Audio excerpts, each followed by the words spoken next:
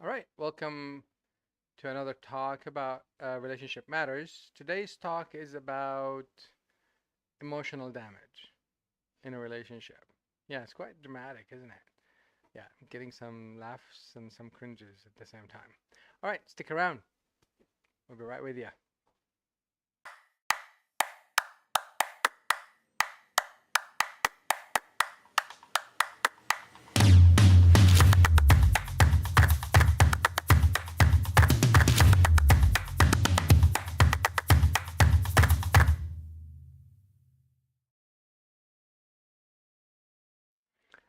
Okay, so what do we have to talk about? Emotional damage in relationship. What does that mean? What's emotional damage? When do you know that you have emotional? It's your topic, huh? Trust. Basically, trust is damaged or unhealthy. What else? What else could be an indicator that there is an emotional damage in a relationship? Sad? Yeah. Alone, disconnected, not heard, not understood. How about abuse? Emotional abuse? Is that emotional damage? About what else? We talked about infidelities and cheating and other talks, but that can cause severe emotional damage, pretty much PTSD as well in a relationship. What else is considered to be emotional damage? Sarcasm. That's quite common. Yeah, sarcasm. Mm. Well, yeah. Sarcasm is one of the things that is quite common. I can only imagine it exists a lot between parents towards children, between married couples towards each other. They have the sarcasm, they have the criticism, and the more these things exist, the more the emotional damage is more severe. So, and we can talk about what causes one person to cause an emotional damage on the other person. What could be causing? Is there anything else to talk about emotional damage that we didn't cover before we move to the next topic? So, what could be causing emotional damage? Like one person to cause emotional damage on the other. What could be causing emotional damage? Yeah, so that's resentment when one person wants the other person to feel hurt, to feel how they feel, or they taste some of their medicine, kind of thing, right? Instead of communicating, so they kind of treat them the same way or harsher sometimes. So that causes emotional damage on the other person because they don't even know what happened. All they see is the other person is just pointing out or criticizing um, or being in contempt with his partner or her partner. So these things definitely cause emotional damage. So what's important about talking about emotional damage in a relationship? What's so important about preventing it? What? Why not? If somebody's bearing the pain, so how? What is it for you to fix the pain? They're okay with it.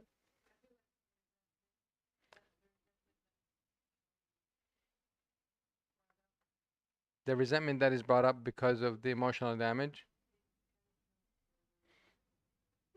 over time. Mm.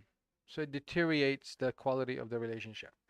And that's really common. And that can be in, about any type of relationship. It's very true that when we are not able to address the emotional damage or the emotional impact on the other person, we're just expecting it's a ticking bomb, basically. We're expecting this relationship to stop at one point or another. It's between parents towards children, between married couples, between siblings, between the worker and the boss and the co-workers. It doesn't really matter. What? You have any emotional damage you want to talk to me about? um, and it's and that's why it's important to attend to these emotions and to see how you can address these emotions with that person that is with you in that relationship, and that's why it's essential to talk about emotional damage. So how can we remedy or fix emotional damage?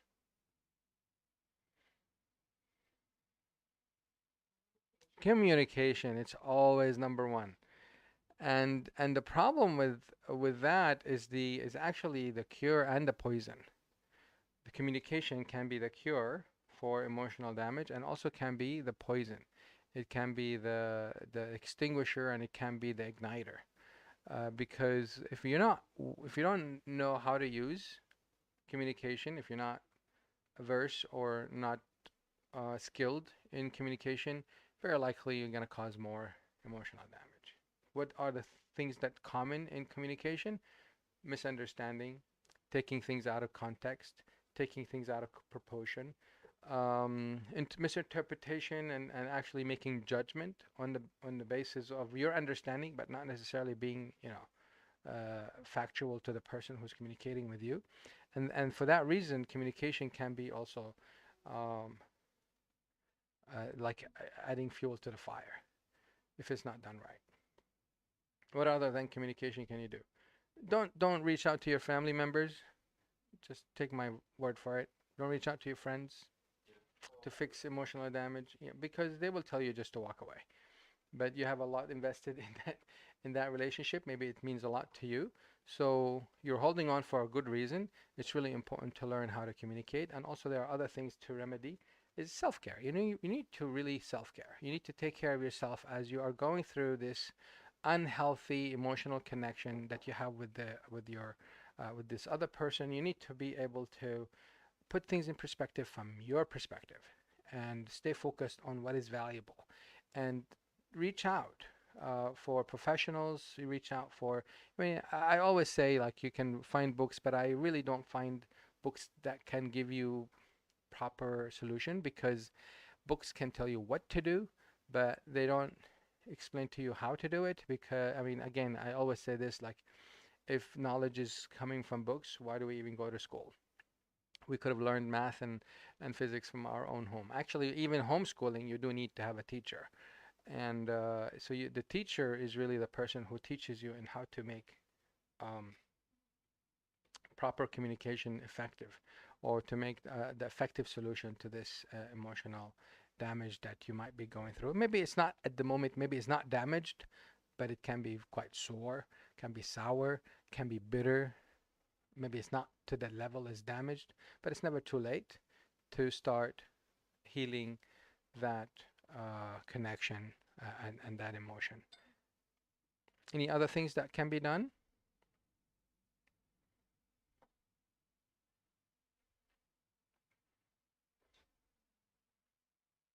Expressing to the other person, that was hurtful. I'm hurt by what you said. I find what you said hurtful. I find it offensive. I'm offended by what you said.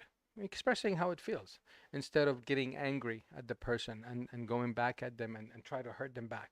But expressing how it feels on your side, that's something that can bring a perspective from the other person's point of view. It's like, oh, I didn't know this was hurtful. I thought you were okay with that. But expressing how much it's hurtful, that's something that can help the other person to kind of tune it down a little bit, unless I mean, I'm not taking sides here, but it could be that other person is causing this emotional damage because they also feel that they're emotionally damaged. So this cycle, the negative, down spiral between them has been there for a long time. So there is no winner here. And that's why you need to have a third party that is congruent, doesn't have a preference on which side should be saved, but and that's why and that's why couples therapy work, because we focus on that. So I hope I gave a few tips on that. Try it out, and I hope that it helps you folks to work on the emotion challenges that you have, or damage, or soreness, or whatever the case might be. And do we have any questions before we end the call? I mean, before we end the call, before we end the talk. Mm.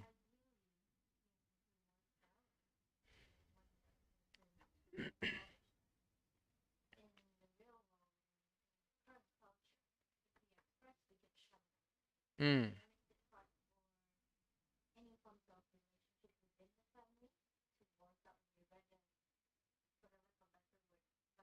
Mm. So you're saying that it's difficult to express it because you get shut down from the culture, the norm in the culture, and shut down meaning like they tell you you can tell the person, oh, that was hurtful, and they tell, well, suck it up. Is that what I'm hearing? That's what could happen.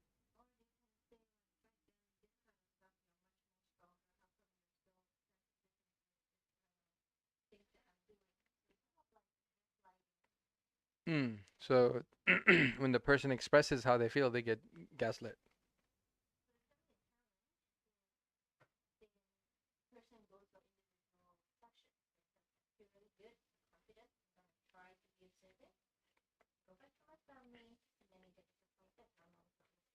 Mm. Well, this is where I say that you need to be persistent. You don't expect a solution from them. Because if you're seeing a therapist on an individual basis and you're learning the tricks and how to express yourself and being assertive, don't expect answers. Sorry, don't expect solutions from the other side because they're not as emotionally intelligent as you are. So you just need to do this to protect yourself, to express your thoughts, to express your emotions. By time they're like, wow, maybe he is or she is hurt. Maybe it's not about them being not being tougher as before. Maybe I am doing something wrong. But being persistent and consistent is very important. Giving up on protecting yourself, that's not something you want to do. It's really important to stay there for yourself, expressing how it feels. You don't have to retaliate, just say how it feels.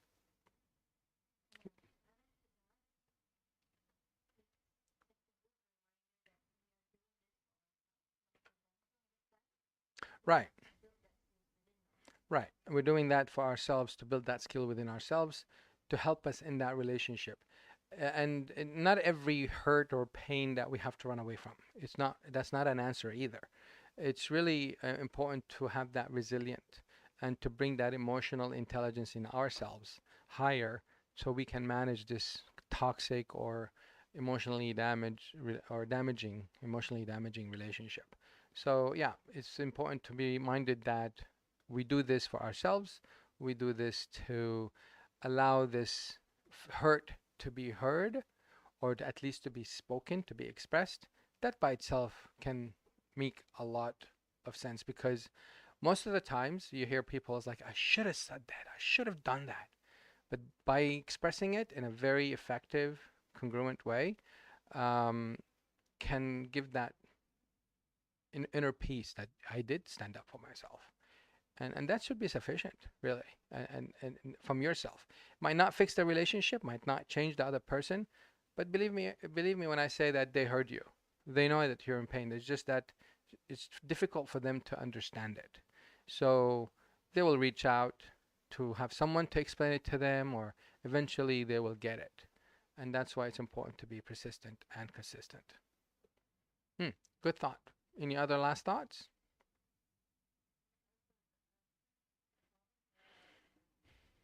about the sarcasm?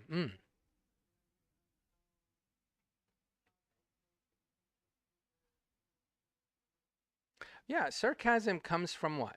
When somebody's being sarcastic towards me, they're sarcastic because they're not able to or they don't feel comfortable to express what they need. So they're just sarcastic and they kind of do it in a sarcastic way and they hurt you.